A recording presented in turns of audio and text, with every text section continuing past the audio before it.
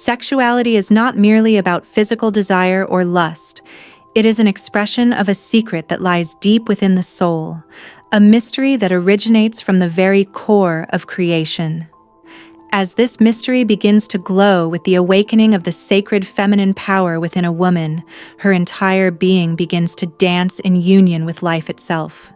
And this dance only begins when a woman fully trusts herself and embraces her wild, untamed, yet divinely magnetic nature.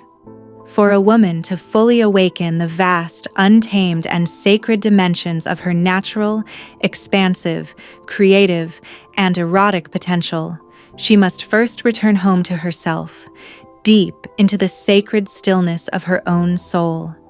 It is in this inner sanctuary, far beneath the noise of the world, that she begins to hear the ancient whispers of her divine essence, a voice that has always known who she is, even when she forgot. This peace is not passive. It is a luminous, living presence that emerges only when she feels safe enough to soften, to melt, and to surrender into the truth of her being. But such profound peace, such soul-deep safety, rarely blossoms in isolation. It comes alive in the sacred mirror of another, a union that does not seek to possess her, fix her, or mold her, but rather reveres her as the holy force of nature that she is. A union where her sacred longing for love, for protection, for guidance, and for soul-deep resonance is not dismissed or shamed, but honored as divine. In this sacred partnership, a woman can begin to speak her truest language, the language of light and tenderness, of raw emotion and celestial mystery. She can finally relax into her softness, her curves, her chaos, her flow, because she knows she is being held not just physically, but energetically, spiritually, and cosmically. She enters resonance with a man only when he himself has made peace with his own shadows and stands firmly rooted in his sacred masculine ground, not to dominate, but to direct with clarity, presence, and devotion. When a man shows up in his full divine masculine essence, steady as the mountain and fluid as the river, he activates something ancient within her, the Shakti, the wild and holy feminine force that births galaxies. In his presence, she no longer needs to guard or perform. Instead, her goddess awakens, not as a fantasy or ideal, but as a real, living, breathing presence within her. She feels seen, revered, and uplifted. The masculine does not complete her, but reflects back to her the infinite sacredness she already carries. And in this dance between the sacred feminine and the divine masculine, something miraculous happens. Not only is her creative and erotic power awakened, it is sanctified. It becomes a current of pure love, a fire that purifies rather than consumes, a river that nourishes rather than floods. This kind of awakening is not born of control, but of surrender, not of strategy, but of soul. It is a remembering of the ancient truth that the feminine, when held with devotion, becomes unstoppable in her beauty, healing in her love, and divine in her expression. Yet, this state is not a door easily opened for every woman. For thousands of years, patriarchal systems have suppressed the natural flow of a woman's body, emotions, and energy. Especially in recent decades, women have been forced to act like men, to compete, to conquer, to prove themselves. This has driven them to live in their heads, disconnecting from their hearts and bodies. But as feminine beings, we were not meant to live in our heads. We were born to live in our hearts and wombs. Our power does not lie in competition. It lies in creating, nurturing, and preserving harmony, beauty, and sacred unity. Yet, the demands of this modern age push us into overusing our masculine energy, and in doing so, we drift away from our essence. This separation not only distances us from ourselves, but from the men we love, and from the most sacred expressions of passion and love. When a woman is filled with masculine energy and suppresses her feminine nature, the experience of love becomes rigid, guarded, and devoid of surrender. A man can only truly access his divine direction to the extent that a woman trusts him. But if a woman leads with her own masculine energy, the man's ability to guide diminishes, and both lose their rightful place in the sacred dance. This imbalance is especially evident in spiritual circles today, where women often lead and direct, while men become passive and reactive. This dynamic is neither erotic, nor spiritual, nor sacredly magnetic. When both sides misuse their energies, the deep foundations of divine love cannot take root. Another crucial and often unspoken issue is the silent yet profoundly corrosive influence of pornography, which has infiltrated not just our screens, but the very fabric of our collective psyche. This is not simply about images or desires. It is an energetic distortion that violates the sanctity of the sacred union between the masculine and feminine.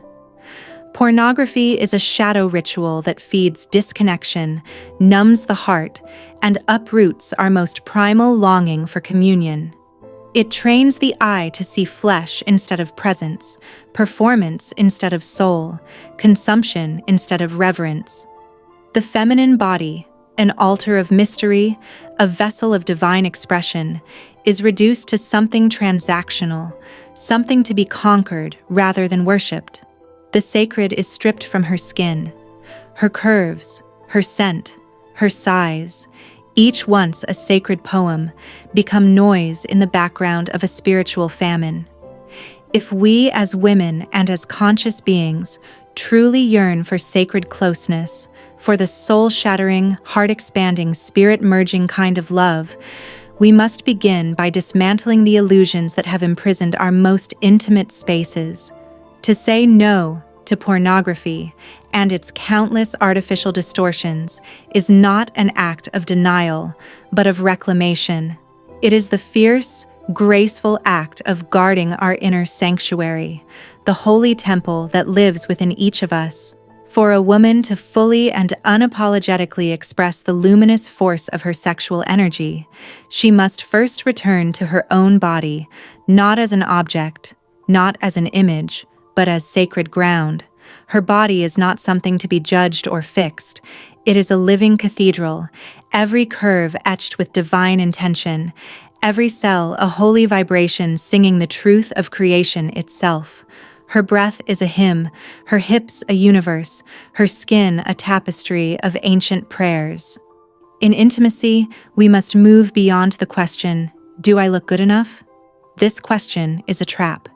It binds us to mirrors and steals our presence. Instead, let us ask, what part of me is alive right now? What sensation is blooming in this very breath? With that simple, sacred shift, we descend from the mind into the body, from analysis into awe, from hesitation into holy ecstasy. And now, beloved woman, hear this sacred invitation echoing across the chambers of your being. Give yourself permission. Unshackle your soul. Awaken the sleeping goddess in your womb. Let her rise like the moon from the ocean's edge. Let her howl with the wolves. Let her weep in beauty. Let her dance with fire.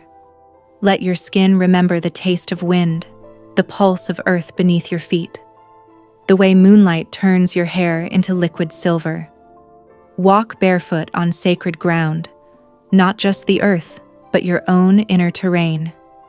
Dance wildly beneath the full moon, not to perform, but to remember. Let the breeze kiss your belly. Let your spine arch to the rhythm of thunder. Feel the cosmos pulsing in your fingertips. And in that moment, know this. This feeling is not indulgence. It is reverence. It is sacred presence. It is your living, breathing prayer. This is your journey into the ecstatic truth of spiritual sexuality. And when you feel the tremble rise in your chest, the longing that aches not for safety but for realness, ask yourself, honestly, Do I want to simply remain safe and untouched? Or do I want to feel so deeply, so wildly, that it shakes me to my very soul, that it burns away everything false and leaves only truth? If you long for the divine to touch you, not just metaphorically, but fully, in every layer of your being, you must stand at the altar of your sacred fears and embrace them with a love that does not flinch. Listen to their trembling voices. Let them speak. Then gently, with grace and sovereignty, whisper back, I honor you, and now I set you free. Remember this, divine sexuality is not about pleasure, it is about presence. It is not about desire alone, it is about devotion. It is a holy fire, a cosmic spiral, a timeless dance between soul and source. It is not something you perform, it is something you remember. It is a sacred reunion with the God who never left you. And you, beloved, are already worthy of this mystery.